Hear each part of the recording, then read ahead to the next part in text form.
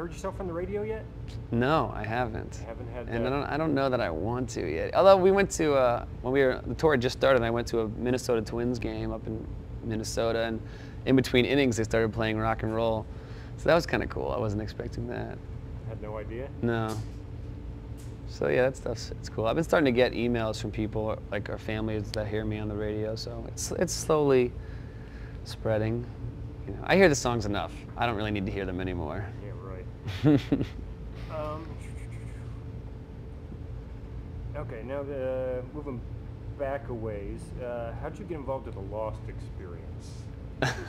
You mean the video? Crazy video. I was on this weird tour, this Jeep promotional tour, which was a couple years ago, and Jeep had a tie-in with Lost, and I had like a day off, and I was playing these weird shows, and I was just starting to get into Lost, and they were like, we have this tie-in thing we can do, and so I was kind of like, oh, cool, you know, I mean, it'd be fun. So it was actually a lot of fun to do that. The problem was like that moment was fun, and the rest of the show I had to keep doing, and that was pretty boring.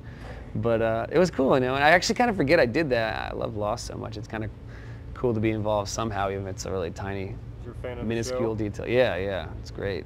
Yeah, that's cool. What was the last book you read?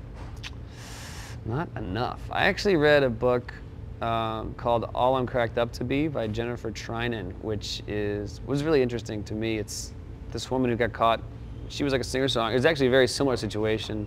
She was a singer-songwriter, made her own album, and then this is the 90s though, and she got caught in this like gigantic bidding war of like 10 labels, huge, and it's all about the hype. And then the album didn't work, you know, and it's sort of about the downside too. But it was pretty interesting to read, you know. Parts of it I could relate to a little bit, you know. I didn't have that kind of hype that she did at all, but it was interesting, you know.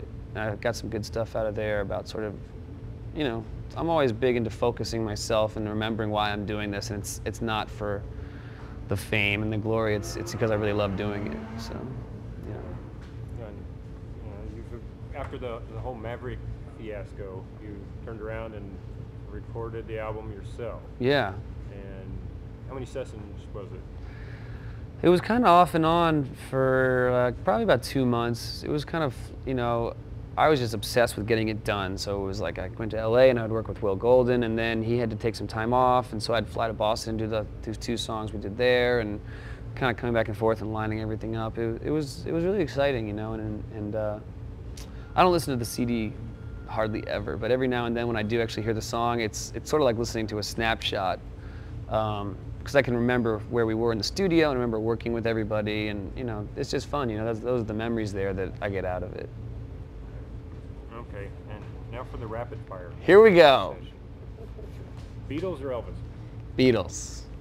Beer or wine? Beer. Heineken or Newcastle? Newcastle. Redskins or Wizards? I'm gonna say Wizards, actually. They win more these days. Mac or PC? Mac. Meat lovers or veggie lovers? Meat lovers. 5-speed or automatic? Automatic. Razor or electric? Razor. Drive or navigate? Drive, I guess.